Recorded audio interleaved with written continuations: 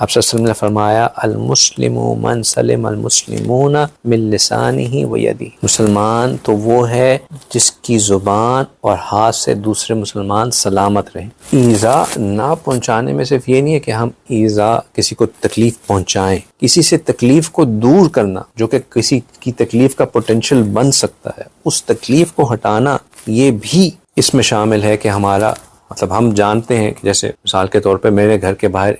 میرے گیٹ سے ایک راڈ نکل رہا ہے، اب مجھے پتا ہے کہ جو بھی آ جا رہا ہوگا یہ راڈ رات کے اندھیرے میں اس کو چبھ سکتا ہے، اس سے وہ ٹھوکر کھا سکتا ہے، اس سے اس کو چوٹ لگ سکتی ہے۔ اب میں صرف اس پہ کہ یار آنکھیں کھول کے چلے، میں کیا کروں، یہ سوچ کے اس کو ویسے ہی رہنے دیں، یا ہم یہ سوچیں کہ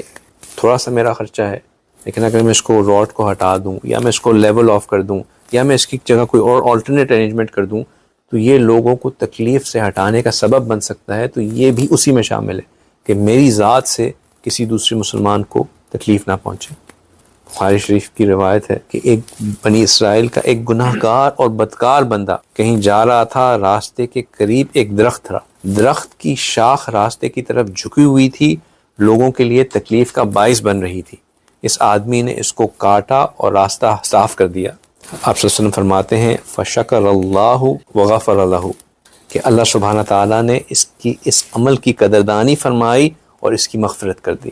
دوسرے کے لیے راستے سے اذیت کو ہٹانا، دوسرے کے لیے تکلیف کو دور کرنا، یہ بھی مغفرت کا سبب بن جاتا ہے،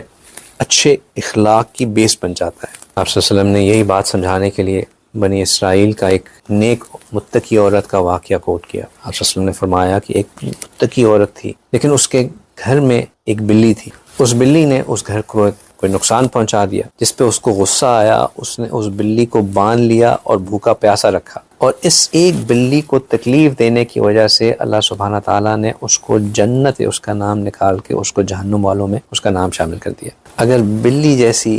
ایک حقیر جانور کے لیے جنت حرام ہو سکتی ہے تو انسان جس کو اشرف المخلوقات کہا گیا، اس کو تکلیف پہنچانے پر کیا اجر ملے گا۔ حدیث مبارکہ میں کئی جگہ پہ نبی پاک صلی اللہ علیہ وسلم نے اس بات کی بار بار ترغیب دی۔ مسلمان دوسرے مسلمان کا بھائی ہے، وہ کبھی اپنے دوسرے مسلمان بھائی کو نیچا نہیں دکھاتا، اس کو حقیر نہیں کرتا۔ جو کوئی اپنے مسلمان بھائی کی ضروریات کو پورا کرتا ہے، اللہ اس کی ضروریات کو پورا کرتے ہیں۔ جو کسی اپنے مسلمان بھائی کی مشکل کو دور کرتا ہے، اللہ سبحانہ تعالیٰ اس کی مشکلات کو روز محشر دور کریں گے۔